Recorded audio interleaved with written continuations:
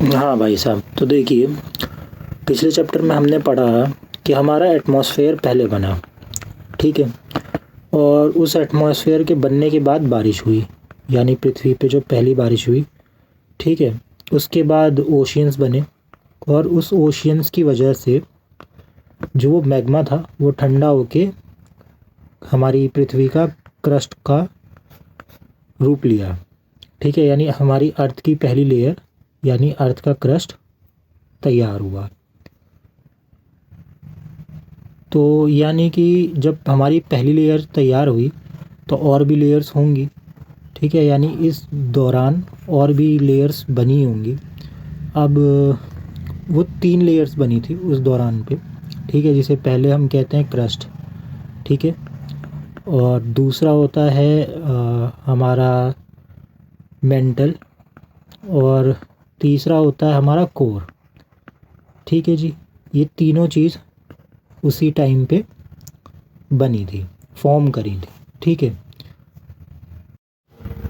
हाँ जी, तो यहाँ से समझिए कि ये हमारा अर्थ का एक छोटा सा टुकड़ा है। जैसे केक होता है गोल, तो उसका एक हिस्सा नहीं निकाल लेते, सेम चीज़, ठीक है। अब ये हमारी नदियाँ हो गई, और ये हमारे माउंटेन्स हो गए, और ये हमारा प्लेन हो गया, ठीक है जी। अब पहला जो हमारा लेयर था वो था क्रस्ट, ठीक है। दूसरा मेंटल, ठीक है जी। और तीसरा हमारा कोर, ठीक है। यहाँ तक कोई कंफ्यूजन नहीं है, ठीक है। अब इसके 2 हिस्से हैं, यानी इनमें भी बंटवारे हैं। जैसे अब मेंटल में एक अपर है, ठीक है, और एक लोअर है, ठीक है। ऐसे ही कोर में भी बंटवारे हैं कि एक आउटर है और एक इनर है, ठीक है जी। अब ये वाला हिस्सा है, इसको हम कहते हैं लिथोस्फेयर, ठीक है। हमने इसको नाम दिया है लिथोस्फेयर, और ये 200 किलोमीटर गहरा है। यानी जैसे आप पृथ्वी से ड्रिल करना शुरू करेंगे तो ये हिस्सा काफ़ी गहरा है। जैसे आप नदी के ओशन में, यानी जो सबसे, जैसे मारियाना ट्रेंच है, सबसे गहरा हिस्सा जो है, वहाँ पे अगर आप खोदते हैं तो आपको सिर्फ 50 किलोमीटर ड्रिल करनी पड़ेगी। पर आप प्लेन में खोदेंगे तो वो ज़्यादा होगी, और माउंटेन्स में उसका डिस्टेंस और ज़्यादा होगा, बेसिक सी बात है, ठीक है। तो अब ये हिस्सा लिथोस्फीयर जो है हमारा, ये 200 किलोमीटर लंबा है, और अपर मेंटल और लोअर मेंटल को मिला के हम कहते हैं एस्थेनोस्फीयर, एस्थेनोस्फीयर, ठीक है जी। और ये 2900 किलोमीटर लंबा है, ठीक है। और जो हमारा ये कोर वाला हिस्सा है, ये का तकरीबन तकरीबन 3500 किलोमीटर लंबा है, ठीक है जी। अब जैसे हमारे कुछ साइंटिस्ट ने बताया कि ये बना कैसे है एक्चुअली में। जैसे जो हमारी पहली लेयर है, इसे साइंटिफिक नाम दिया गया है सियाल, क्योंकि यहाँ पे सिलिकॉन और एल्यूमिनियम की मात्रा बहुत ज़्यादा है, बहुतायत में पाया गया है, तो इसलिए ये बना है सिलिकॉन और एल्यूमिनियम से, तो इसे नाम दिया गया है सियाल, ठीक है। ऐसे ही दूसरा हिस्सा, यानी जो ये हमारा मेंटल है, इसे सीमा नाम दिया गया है। सीमा इसलिए क्योंकि ये बना है सिलिकॉन प्लस मैग्नीशियम से, ठीक है जी।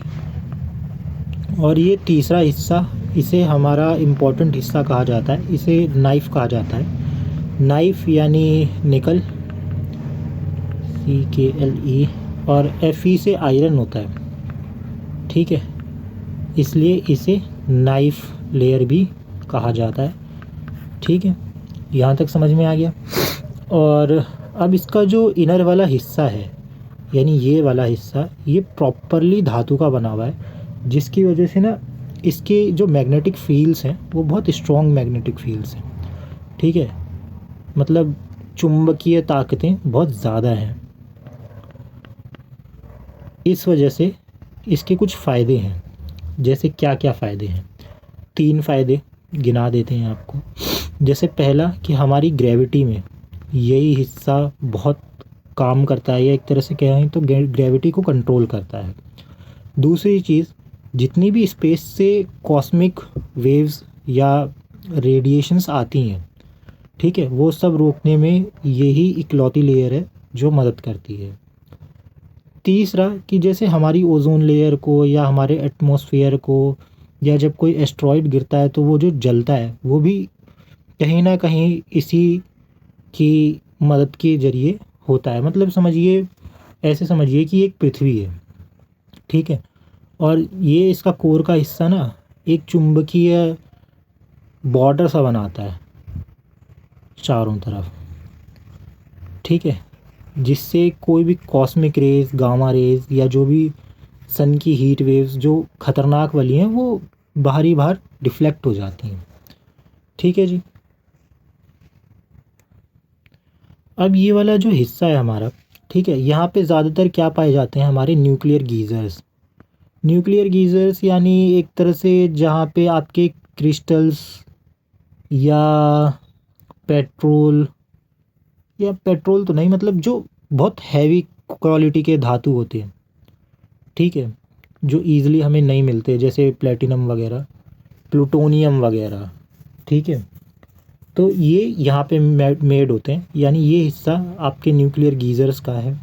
ठीक है, और जितनी भी हमारी टेक्टोनिक प्लेट्स मूवमेंट होती हैं, ठीक है, वो यहाँ पे होती हैं, यानी हमारी टेक्टोनिक प्लेट्स जो हैं वो इस वाले हिस्से में हैं। और ये जो अपर मेंटल का हिस्सा है ये पूरी तरीके से मैग्मा है, एक तरह से मॉल्टन रॉक का वही लावा। ठीक है, और जितनी भी हमारी सेस्मिक एक्टिविटीज़ होती हैं यानी भूकंप वगैरह, ये ईज़िली यहीं से डेवलप होती है, 98% इसमें से या इसमें से। और जैसे वॉल्केनिक एक्टिविटीज़ भी जो होती हैं वो उसका भी यही केंद्र होता है यहाँ से, इसलिए ये आसानी से किसी क्रैक थ्रू के ज़रिए बाहर निकल जाती हैं। ठीक है, तो बस यही थी हमारी 3 लेयर्स। अब आगे बढ़ते हैं। हाँ जी, तो अब बारी आती है 4.2 बिलियन ईयर्स एगो की। ठीक है, तो यानी जो वो वेल्कोनोस थे, जब वाटर बॉल अर्थ हुआ होगा, यानी जब पृथ्वी हमारी पूरी तरीके से पानी से घिर गई होगी, तो भी ये वेल्कोनोस ख़त्म तो हुए नहीं थे, ये तो रहे एक्टिव ही होंगे। जब ये पावर में आए होंगे, यानी जब ये प्रॉपरली इनको निकलने का रास्ता मिल गया होगा, तो ये मैग्मा बन के बाहर निकले होंगे, यानी वही लावा बन के, और ओशियंस के पानी के कांटेक्ट में आके फिर ये ठोस हुए होंगे, और इस तरह जो थोड़ा बहुत क्रस्ट था, ठीक है, यानी जो हमारी पृथ्वी की लेयर थी, पपड़ी थी, वो पपड़ी और ज़्यादा बड़ी होगी। ठीक है, उसका मास इंक्रीज़ हुआ होगा। ठीक है, और यही मास इंक्रीज़ होके वो सुपर कॉन्टिनेंट्स में तब्दील हुए होंगे। ठीक है, और यही सुपर कॉन्टिनेंट्स आगे चल के कई बार टूटे बने बिखरे और या बढ़े होंगे। ठीक है, अब ये कोई 1 साल की तो बात है नहीं, इसमें कई अरबों साल की कहानी है। तो शॉर्ट में समझते हैं, मोटा मोटा में ये है कि सबसे पहले आया वलबारा, यानी वलबारा सुपर कॉन्टिनेंट, जिसमें न्यूक्लियर गीज़र केव्स जो थी वो डेवलप हुई। ठीक है, सेकंड नंबर पे आया यूआर सुपर कॉन्टिनेंट। अब इसमें क्या हुआ था कि पहली बार अर्थ पे बायोमोलिकुलर लाइफ का जन्म हुआ। ठीक है, और तीसरा आया केनोरलैंड।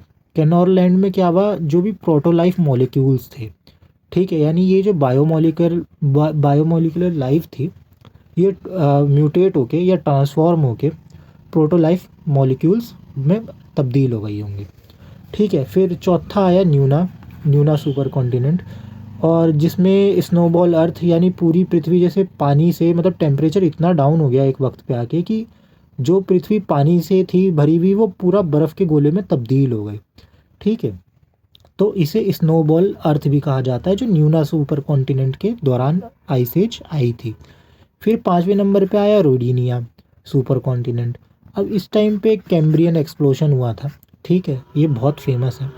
और फिर पेनोशिया सुपर कॉन्टिनेंट आया, जिस टाइम पे लीकिंग अर्थ थ्योरी दी जाती है, यानी जिस टाइम पे हमारी जितनी भी टेक्टोनिक प्लेट्स थी, जो मतलब समझिए एक तरह से जो अर्थ के क्रस्ट था वो एक दूसरे के ऊपर परत दर परत चढ़ रहा था, यानी परतें बन रही थी। ठीक है, यानी जो लावा वैल्केनोस से निकल रहा था वो धीरे धीरे दूसरे क्रस्ट के नीचे धंसता चला जा रहा था। यानी जो हल्का होता था, यानी ये जैसे ज़्यादा ठोस है तो ये सीधा ही रहेगा, जो अभी नया ताज़ा है वो तो किसी तरीके से इसके नीचे दब जाएगा या ये चीज़ ऊपर आ जाएगी। ठीक है, इस तरह हमारी प्लेट्स का निर्माण हुआ था। तो वो जो प्लेट्स बनी थी वो पेनोशिया सुपर कॉन्टिनेंट के टाइम पे बनी थी। फिर आता है हमारा पेंजिया सुपर कॉन्टिनेंट। अब इस टाइम देखा जाता है कि अलगे जो था वो पहली बार मतलब कहीं डीप ओशियंस में उसने अपना लाइफ शुरू करी थी। फिर आता है लोरेशिया सुपर कॉन्टिनेंट। अब इसमें क्या था कि अलगे म्यूटेट होना यानी ट्रांसफॉर्म होना शुरू किया और उसने अपने आप को ढाल लिया आज के टाइम और क्लाइमेटिक कंडीशंस के मतलब दौरान के हिसाब से म्यूटेट किया उसने। ठीक है, और गोंडवाना में पहली बार ये अलगे अर्थ पे म्यूटेट होके यानी अर्थ पे आया। यानी जब ये गोंडवाना लैंड आया तो जो पानी का स्तर था वो थोड़ा घटा, जिसकी वजह से जो अलगे था वो तो सूखे में आ गया, पर वो इतना मतलब ज़्यादा अपने आप को मॉडिफाई कर सकता था या म्यूटेट कर सकता था या ट्रांसफॉर्म कर सकता था कि उसने धीरे धीरे अर्थ पे भी ग्रो किया। और अर्थ पे ग्रो करके ये धीरे धीरे प्लांट्स और ट्रीज़ का रूप लेता चला गया। इसी टाइम पे यानी गोंडवाना लैंड में ही एक चीज़ और आई थी जिसे कहते थे मतलब जो बिना जितने भी ओशियंस के जो जानवर थे उसमें कई बिना हड्डी वाले जानवर थे। जैसे आप आज के टाइम में देखते हैं जेली फिश, उसमें हड्डी नहीं होती, वो सब इस दौरान पैदा हुए थे। ठीक है, फिर 10वां सुपर कॉन्टिनेंट आया यूरेशिया। इस टाइम पे क्या था, फिश वगैरह बन चुकी थी, जितने भी सिंगल बैकबोन वाला स्ट्रक्चर था वो सब अर्थ पे म्यूटेट होने लग गए। यानी जो उस टाइम पानी का लेयर था ना वो लगातार घट रहा था, पानी का स्तर घट रहा था, जिसकी वजह से पृथ्वी ना लगातार ऊपर आ रही थी। तो जैसे अलगे आया, फिर मतलब और जो बाकी जानवर थे ओशियंस के जो सिंगल बोन वाले थे वो लोग अर्थ पे ट्रांसफॉर्म हो गए, जैसे क्रोकोडाइल्स वगैरह। अब यही क्रोकोडाइल्स आगे जाके म्यूटेशन के साथ धीरे धीरे कई अरब सालों के बीच में डायनासोर्स का मतलब डायनासोर्स बन गए, डायनासोर्स में म्यूटेट हो गए। ठीक है, और 2600 से 250 मायान के बीच में इनका एक्सटिंक्शन हुआ, यानी जो डायनासोर्स थे वो मारे गए थे क्योंकि उस टाइम पे एक कोलिजन हो गया था हमारा अर्थ का डार्क नेबुला से। ठीक है, जिसकी वजह से अर्थ की जितनी भी वॉल्केनिक एक्टिविटीज़ थी वो बहुत ज़्यादा बढ़ गई थी, टेक्टोनिक प्लेट्स काफ़ी ज़्यादा मूवमेंट थी। ठीक है, इसी टाइम पे मतलब हमारे जितने भी ऊंचे पहाड़ हैं जैसे हिमालयाज़ वगैरह, इन लोगों ने फॉर्म मतलब अपना प्रॉपर मेड हुए। ठीक है जी।